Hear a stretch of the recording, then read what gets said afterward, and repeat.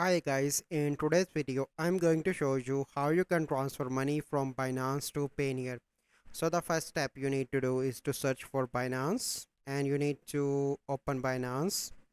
Okay, so once you open Binance you simply need to click on deposit and you need to go into the P2P trading and go on to the payments. So once you are here you need to search for the Payoneer, but here you can see that Payoneer is not available.